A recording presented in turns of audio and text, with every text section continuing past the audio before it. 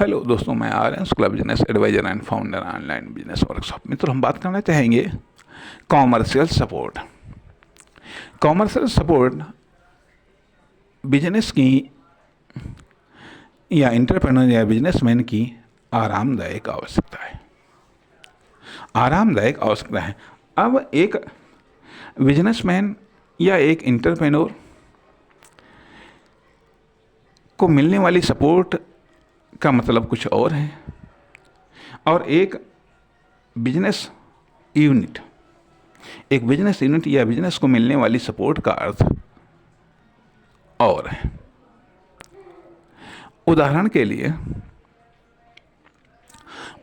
के लिए अब यहां पर जब दो चीजें हैं, एक बिजनेस, दूसरा अर्थात एक तरफ एंटरप्रेन्योर या बिजनेसमैन, दूसरी तरफ उसका बिजनेस या उसकी कॉमर्शियल एक्टिविटी या उसकी फर्म, दुकान, कंपनी। अब जब एंटरप्रेन्योर या बिजनेसमैन मुख्य हो जाता है तो उसका बिजनेस, उसकी कॉमर्शियल एक्टिविटी, उसकी फर्म, दुकान, कंपनी उसका सपोर्टिंग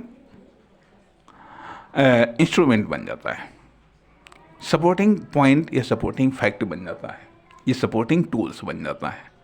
ठीक, जब कोई फर्म, दुकान, कंपनी, कोई कॉमर्शियल एक्टिविटी मुख्य हो जाती है तो वह बिजनेसमैन, वह इंटरप्रेन्योर उस कॉमर्शियल एक्टिविटी या फर्म, दुकान, कंपनी का सपोर्टिंग टूल्स हो जाता है। अर्थात इस प्रकार से यदि ये कहा जाए कि वर्कर और वेल्थ ये दोनों मेन हैं, लेकिन ये दोनों एक दूसरे के सपोर्टिंग टूल्स भी हैं, अर्थात हेल्पिंग टूल्स भी हैं। चाहे हम सपोर्टिंग नीड कहें, चाहे हम आरामदायक नीड कहें, या फिर हम हेल्पिंग नीड कहें। ठीक है, अर्थात तो ये एक दूसरे के सपोर्टर भी हैं तथा मेन भी हैं। इस प्रकार से हम ये कह सकते हैं कि किसी भी बिजनेस, किसी भी कॉमर्शियल एक्टिविटी या किसी भी फर्म, दुकान, कंपनी का first worker, first employee, first labour वो इंटरप्रेन्योर या बिजनेसमैन होता है, जिसने उस बिजनेस को, जिसने उस फर्म, दुकान, कंपनी को, जिसने उस कॉमर्शियल एक्टिविटी को स्टार्ट किया है। ठीक, और वह कॉमर्शियल एक्टिविटी, वह फर्म, दुकान, कंपनी जिसको उस बिजनेसमैन या एंटरप्रेन्योर ने स्टार्ट किया है, वो कॉमर्शियल एक्टिविटी या वह फर्म, दुकान, कंपनी उस इंटरप्रेन्योर या बिजनेसमैन की प्रथम सपोर्टिंग यूनिट होती है, प्रथम हेल्पिंग यूनिट होती है। अर्थात कॉमर्शियल एक्टिविटी या कोई फर्म, दुकान, कंपनी जिसको उस एंटरप्रेन्योर या बिजनेसमैन ने स्टार्ट किया है, उससे उस फर्म, दुकान, कंपनी को आराम मिलती है, उससे उस कॉमर्शियल एक्टिविटी को आराम मिलती है जिसको उसने स्टार्ट किया। या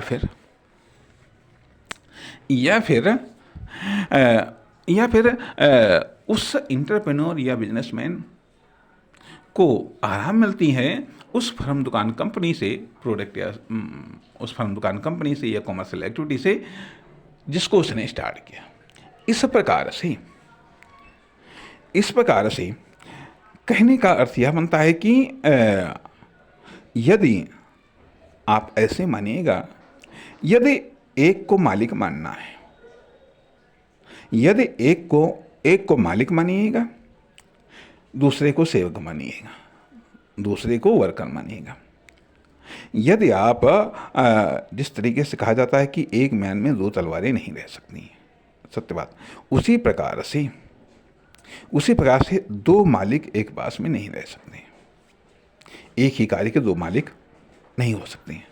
या तो आप मालिक मानिएगा फर्म, दुकान, कंपनी या कॉमर्शियल एक्टिविटी को, तो उसकी आवश्यकता अनुसार, उसके आदेशानुसार खुद कार्य करिएगा। खुद कार्य करिएगा अर्थात अपने कार्यों से अधिकतम उसको लाभान्वित करने का प्रयास करिएगा।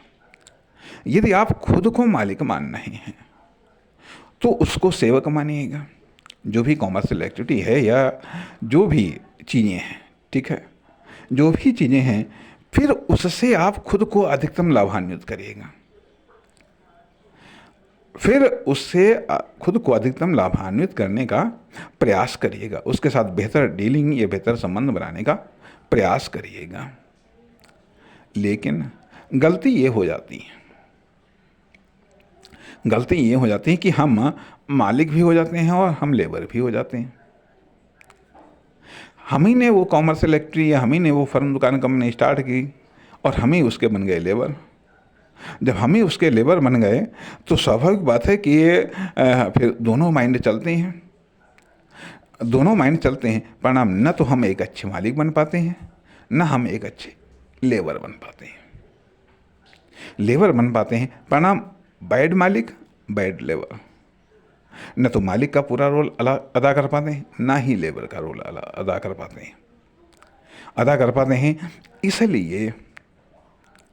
इसलिए ये जब गड़बड़ हो जाता है तो परिणाम कहीं डेवलपमेंट बाधित हो जाता है, कहीं सक्सेस बाधित हो जाती है। तो यहाँ पर जब बात कर रहे हैं हम सपोर्टिंग नीड की, मतलब आरामदायक आवश्यकता अर्थात बिजनेस में जो सपोर्ट मिलती है, अर्थात बिजनेस से जो हमको सपोर्ट मिलती है उससे हमको आराम मिलती है।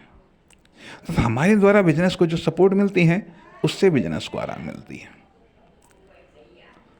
हाँ,